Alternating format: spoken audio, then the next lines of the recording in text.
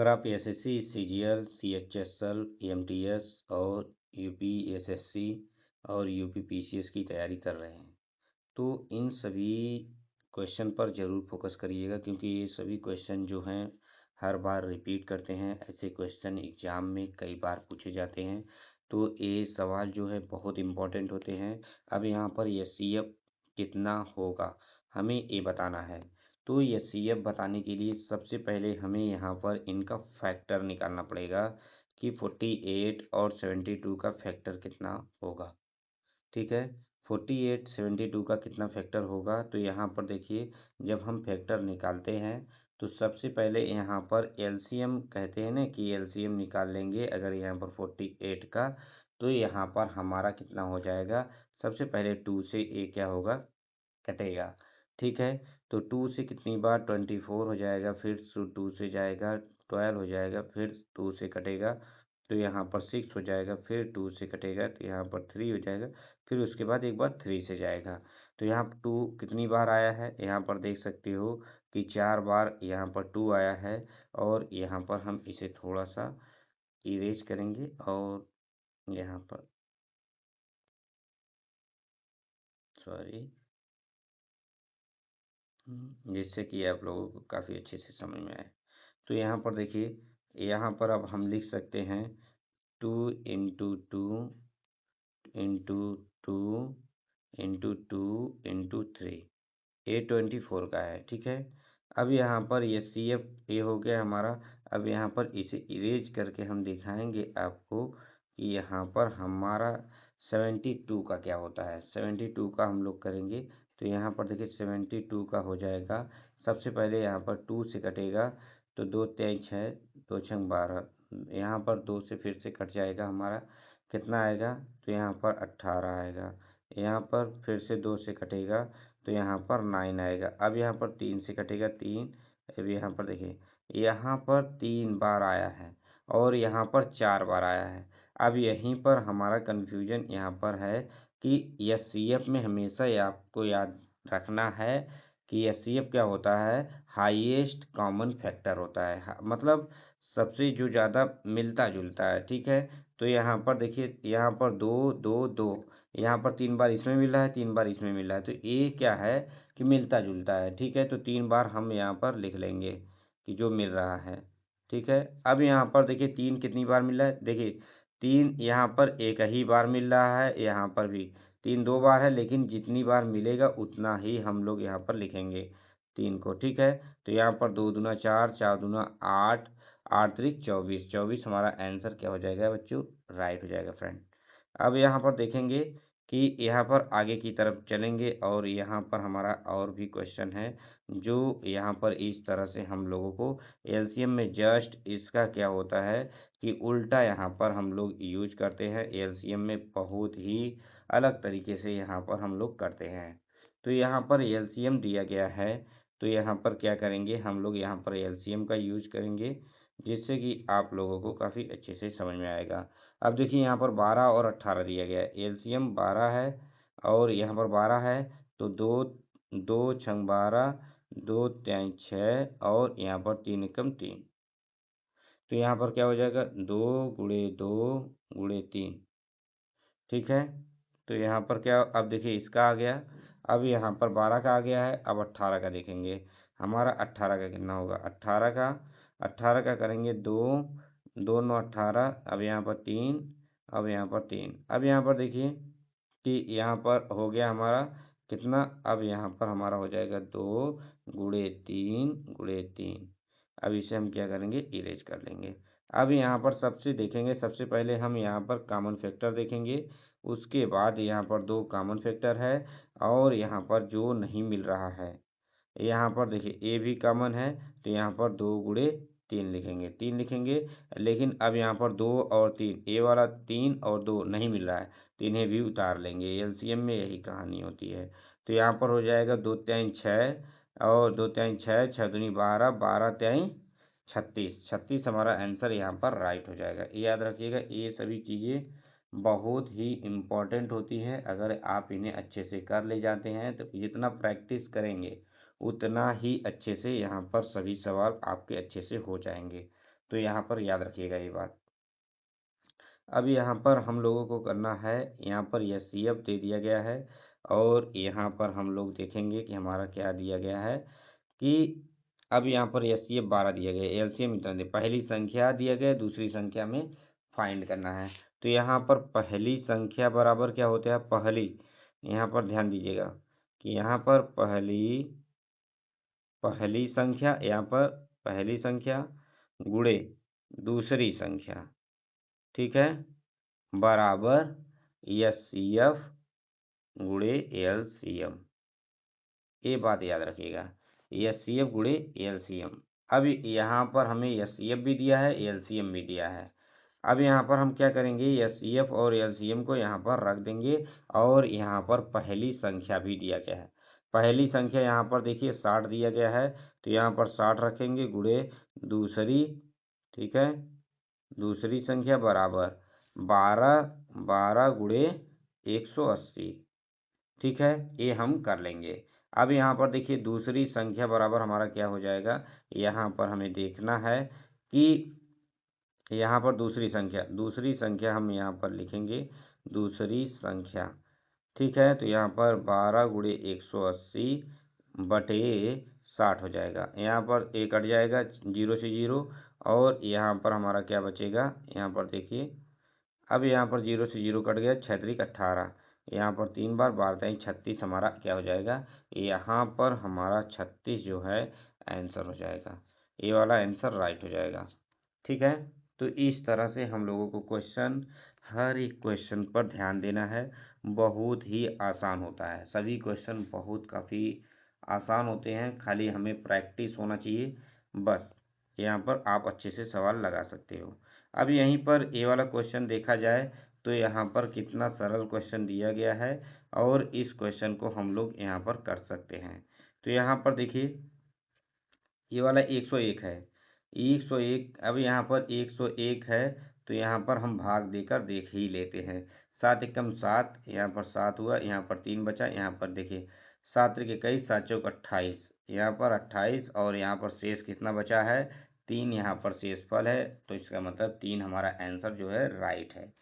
तो यहाँ पर इस तरह से हम लोगों को क्वेश्चन को करना है। अब यहाँ पर नेक्स्ट सवाल की तरफ बढ़ेंगे और देखेंगे हमारा नेक्स्ट क्या है। तो यहाँ पर देखिए कि अब यहाँ पर 200 क्या दिया गया है, 200 यहाँ पर 31 दिया गया है और यहाँ पर देखिए 231 और 147 HCF दिया गया है। तो यहाँ पर कभी भी जैसे ऐसा क्वेश्चन अगर आ जाए नहीं समझ में आ रहा है, तो यहाँ पर देखिए 231 बराबर क्या है। अब यहाँ पर 231 किसका, क्या यहाँ पर इसका मल्टीप्लिकेशन हो सकता है 147 का, यहाँ पर ये ध्यान देंगे, ठीक है। तो यहाँ पर देखेंगे 147 गुणे 147 गुणे 1 और यहाँ पर प्लस कितना आ जाएगा 84, यहाँ पर कितना होगा प्लस, यहाँ पर 84, ठीक है, ये हमारा हो गया। शेष कितना बच रहा है ये ध्यान देंगे हम, और यहाँ पर हमें ध्यान देने वाली बात है 147 जो है यहाँ पर 84, अब यही देखिए 84 गुणे गुणे यहाँ पर कितना हो जाएगा, यहाँ पर देखिए, यहाँ पर एक चीज़ और हम लोग ध्यान देते हैं कि जब भी HCF निकालते हैं तो जो छोटी संख्या होती है हम उनसे क्या करते हैं, एक तरह से भाग देते हैं। तो यहाँ पर क्या है कि जो है 200 यहाँ पर 31 है, 200 यहाँ पर 31 है, 147 हमने भाग दिया है, ठीक है। तो यहाँ पर कितना बचा था 147, 147 यहाँ पर गया था और हमारा शेष 84 बचा था। तो ऐसे 84 यहाँ भाग हो जाएगा, 147 फिर से यहाँ पर HCF निकालने का एक रूल है, ठीक है। तो यहाँ पर 84, अब देखिए यहाँ पर 84 हो गया, तो अब यहाँ पर कितनी बार जाएगा, 84 एक ही बार जाएगा और यहाँ पर हमारा कितना आ जाएगा, शेषफल कितना बचेगा 84, तो यहाँ पर 63 बचेगा, ठीक है। तो यहाँ पर एक बार जाएगा। अब यहाँ पर देखिए तो 84 हो गया, अब यहाँ पर 63 और यहाँ पर 84, अब यहाँ उतर जाएगा, ये चीज़ यहाँ आ जाएगी, ठीक है, ये बात ध्यान रखिएगा।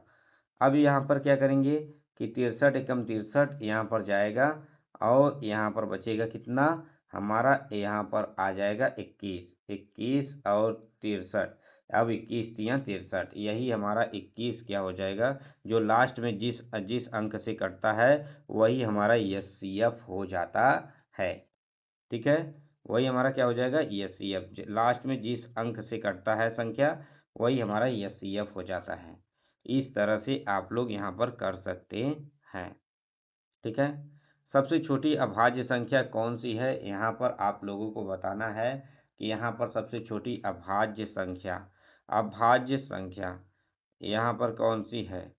तो यहाँ पर सबसे छोटी अभाज्य वो संख्या है जिसके, यहाँ पर देखिए, यहाँ पर सबसे छोटी अभाज्य अभाज्य संख्या कौन सी है। तो यहाँ पर दे दिया गया है क्वेश्चन में कि यहाँ पर 0 है, 1 है, 2 है, 3 है। तो सबसे छोटी अभाज्य संख्या कौन सी है, तो यहाँ पर आप कहेंगे 2, केवल 2 गुणनखंड है। ठीक है, 2 का यहाँ पर केवल यहाँ पर यही है, जिसका केवल 2 गुणनखंड होता है वही सबसे छोटी अभाज्य संख्या होती है। क्योंकि जैसे यहाँ पर 2 हम लिख रहे हैं, 2 हम लिख रहे हैं, तो यहाँ पर 2 गुणे 1 लिख सकते हैं और यहाँ पर 1 गुणे 2 भी लिख सकते हैं। बस यही 2 होना चाहिए सबसे छोटा। ठीक है, जिसके केवल 2 गुणनखंड है। तो 1 और 2 यहाँ पर है, तो इसके सबसे कम गुणनखंड है, इसलिए 3 नहीं होगा क्योंकि बड़ा है। 1 तो नहीं, 1 तो होगा ही नहीं क्योंकि 1 का तो 1 ही होगा। तो यहाँ पर अब यहाँ पर आगे की तरफ बढ़ेंगे। अब सबसे छोटी भाज्य संख्या कौन सी है, भाज्य जो कट जाए। तो भाज्य यहाँ पर सबसे छोटी संख्या क्या है कि 4 है, जिसका गुणनखंड है 1, 2 और यहाँ पर 4 हो जाएगा। ठीक है, तो ये क्वेश्चन नंबर राइट हो जाएगा। और सबसे छोटी संख्या लोगों के दिमाग में आएगा 2 है, लेकिन 2 क्या है, एक अभाज्य संख्या है। ठीक है, भाज्य संख्या नहीं है जो स्वयं से कटती है। अब यहाँ पर देखेंगे कि एक किस प्रकार की संख्या है। एक एक हमारा यहाँ पर किस प्रकार की संख्या है, एक जो है यहाँ पर आप लिख सकते हैं, एक ना भाज्य संख्या है ना अभाज्य संख्या है। एक का केवल एक ही गुणनखंड होता है, एक का केवल एक ही गुणनखंड होने के कारण ना ये भाज्य है ना अभाज्य संख्या है। ये बात याद रखिएगा, बहुत बार पूछता है ये क्वेश्चन, दिमाग में कई बार लोगों को कंफ्यूज कर देता है, इसलिए आप लोग इसको काफ़ी अच्छे से याद रखिएगा। अब यहाँ पर देखिए कि क्या दे दिया गया है, दो परिमेय संख्याओं के बीच कितनी परिमेय संख्याएं होती हैं। दो परिमेय संख्याओं के बीच यहाँ पर आप कह सकते हैं कि जो जो दो परिमेय संख्याएं होती हैं, किसी भी संख्या के बीच अनंत परिमेय संख्याएं हो सकती हैं, अनंत अनंत परिमेय संख्याएं होती हैं। अब यहाँ पर क्या पूछा जा रहा है कि परिमेय संख्या क्या होता है, कि परिमेय संख्या जो होता है वो पी बाई क्यू के यहाँ पर पी बाई क्यू के फॉर्म में होना चाहिए, रूप में होना चाहिए, वही परिमेय संख्या। अपरिमेय संख्या कौन सी है, तो यहाँ पर अपरिमेय संख्या रूट लगा है, तो यही हमारा क्या है, अपरिमेय संख्या। आप कहेंगे ए वाला भी है, नहीं, 0.25 एक परिमेय संख्या है। यहाँ पर देख सकते हैं, अगर मैं ऊपर नीचे 100 से गुणा कर दूँ तो यहाँ पर क्या बन जाएगा, 25 बटे, यहाँ पर बन जाएगा 25 बटे 100। यहाँ पर देखिए इस रूप में आ गया कि नहीं, पी बटे क्यू के रूप में आ गया, तो इसलिए भी ए भी क्या है, परिमेय संख्या। 8 अगर आप कहेंगे 8 बटे 1 लिख सकते हैं, तो यह भी एक परिमेय संख्या है। लेकिन सी √13 एक अपरिमेय संख्या है, याद रखिएगा। √13 क्या है, एक अपरिमेय संख्या है। ठीक है, तो अब यहाँ पर हम लोग देखेंगे, एक अपरिमेय संख्या है। अब यहाँ पर देखिए जीरो किस समुच्चय में आता है, जीरो किस समुच्चय में आता है, नेचुरल नंबर, नेचुरल देखिए प्राकृतिक होता है। होल नंबर, होल नंबर यहाँ पर जानते हैं कि जिसमें सभी नंबर आ जाते हैं, जीरो को भी काउंट किया जाता है होल नंबर में। अब यहाँ पर प्राइम नंबर और इरेशनल नंबर, तो यहाँ पर आपको इन सभी नंबर को क्या करना है, ध्यान देना है कैसे यहाँ पर हमें करना चाहिए। तो यहाँ पर देखिए नेचुरल यहाँ पर क्या है, देखिए होल नंबर जो होते हैं, होल नंबर जो होते हैं पूर्ण संख्याएं होती हैं। पूर्ण संख्याएं वो संख्याएं होती हैं जिसमें जीरो भी, अगर यहाँ पर 1 2 3 4 5 आ गया डॉट डॉट डॉट। तो यहाँ पर होल नंबर में 0 भी यहाँ पर आ जाता है, 0 1 2 3 ऐसे। ठीक है, अभाज्य संख्याएं वो होती हैं जो स्वयं से करती हैं। अभाज्य संख्या 2 3 ये सभी क्या है, अभाज्य संख्या। अपरिमेय संख्या जो p/q के रूप में लिखा जाए उन्हें हम एक क्या कहते हैं कि अपरिमेय संख्या। अब यहाँ पर 0 किस समुच्चय में आता है, 0 यहाँ पर होल नंबर मतलब पूर्ण संख्या है, याद रखिएगा। क्या है, पूर्ण संख्या है। अब यहाँ पर आपको यहाँ पर क्वेश्चन दे दिया गया √49 का मान कितना हो सकता है। तो यहाँ पर 7 का स्क्वायर है, इसलिए ये क्वेश्चन सबसे सरल होता है। तो ऐसे क्वेश्चन 7 होंगे। ठीक है, यहाँ पर हमारा आंसर जो होगा 7 हो जाएगा। अब यहाँ पर हम लोग देखेंगे कि √50 का सरल रूप क्या होगा। तो यहाँ पर देखिए, यहाँ पर याद रखिए √50 है तो 50 को कैसे लिख सकते हैं, 25 गुणे 50, 25 गुणे 2, 25 गुणे 2, तो 25 दूना 50 हो जाएगा, 5 जो है बाहर निकल जाएगा। तो ये बी वाला आंसर हमारा राइट हो जाएगा, 5 5 25। तो ए वाला बी वाला हमारा क्या हो जाएगा, राइट हो जाएगा। अब यहीं पर 2 के घाते 3 मतलब 8 और 3 के घाते 2 मतलब 6 9।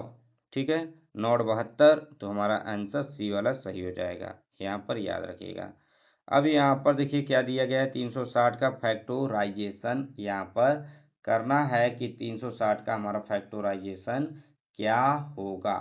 तो यहाँ पर 360 का फैक्टोराइजेशन हम लोग काफ़ी अच्छे तरीके से हमें करना होगा। तो यहाँ पर देखिए फैक्टोराइजेशन मतलब वही एलसीएम कर दीजिए 360। ठीक है, पहले 2 से कटेगा 180 बार में 90। और यहाँ पर देखिए ध्यान दीजिएगा, पहले 2 से कटा फिर 2 से कटेगा 45। ठीक है, तो यहाँ पर 2 कितनी बार आया है, 3 बार। या तो ऑप्शन ए वाला सही हो या तो ऑप्शन ए वाला सही हो। ठीक है, लेकिन यहाँ पर अब क्या करेंगे, 3 से काटेंगे।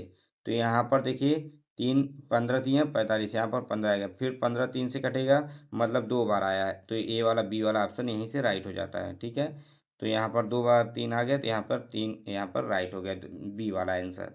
ध्यान दीजिएगा, 999 किस संख्या से पूर्णतः विभाजित है। 999 जो है किस संख्या से पूर्णतः विभाजित है। तो यहाँ पर 999 क्या है, यहाँ पर याद रखिए 999 यहाँ पर देना है बराबर। यहाँ पर क्या करेंगे हम, 3 का क्यूब जब करते हैं और यहाँ पर गुणे 37 करेंगे, तब जाकर यहाँ पर क्या आएगा, 999 पूर्णतः क्या होगा, विभाजित हो जाएगा। और यहाँ पर क्या है, इसलिए इसलिए यहाँ पर क्या है, तो यहाँ पर देख सकते हैं 3 3 त्रिका 9 9 त्रिक 27 है, इसलिए यहाँ पर 27 हमारा क्या होगा, राइट आंसर हो जाएगा, पूर्णतः विभाजित हो जाएगा। अब यहाँ पर निम्नलिखित में से कौन सी वास्तविक संख्या नहीं है, निम्नलिखित में कौन सी वास्तविक संख्या नहीं है। तो यहाँ पर यही देखना है कि कौन सी जो है वास्तविक संख्या नहीं है। तो निम्न में से कौन सा वास्तविक संख्या नहीं है, यहाँ पर आप लोग कमेंट करिए कौन सी ऐसी संख्या है जो वास्तविक संख्या नहीं है। यहाँ पर देखना है √2 एक वास्तविक संख्या है, 5 एक वास्तविक संख्या है, लेकिन यही √-9 क्या है, एक वास्तविक संख्या नहीं है। माइनस यहाँ पर क्या लिखेंगे, i² लिखेंगे, क्योंकि एक काल्पनिक संख्या होती है।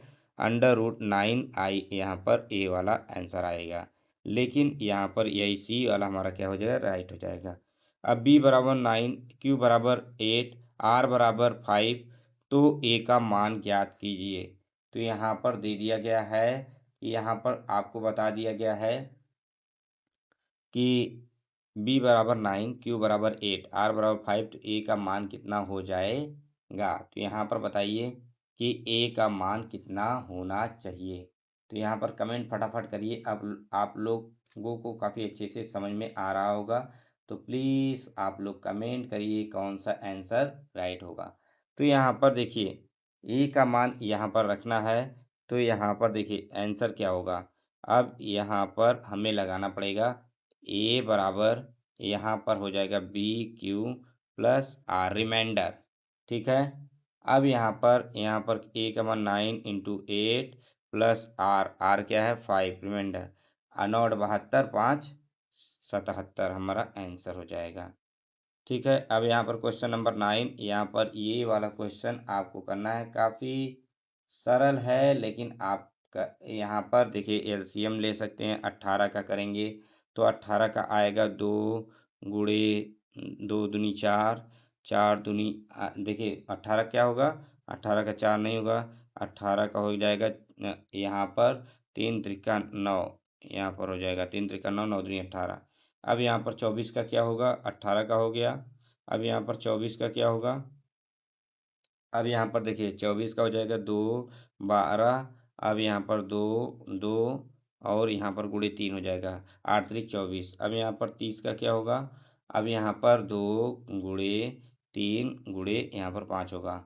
अब यहाँ पर एचसीएफ निकालना है तो हमें सबसे पहले इन तीनों में कॉमन देखना पड़ेगा कि कौन सा हमारा क्या है कि कॉमन फैक्टर है। तो यहाँ पर 2 आपको दिखाई दे रहा है कि 2 कॉमन है, इसलिए हम लोग यहाँ पर 2 को लेंगे। तो यहाँ पर 2 हमारा हो जाएगा, 2 हो गया निकल गया। और यहाँ पर 3 सभी में एक बार दिखाई दे रहा है, यहाँ पर देखिए 3 है ना एक बार सभी में, तो 3 लेंगे, 2 3 6, यही हमारा कॉमन फैक्टर है। यहाँ पर आप निकाल के देख सकते हो। अब यहाँ पर एलसीएम सभी को लेते हैं, इसका आंसर आपको कमेंट में बताना है कि इसका आंसर क्या होगा। ठीक है, अगर वीडियो अच्छा लगा हो तो प्लीज़ लाइक करिएगा, चैनल को सब्सक्राइब करना मत भूलिएगा। Thank you for watching.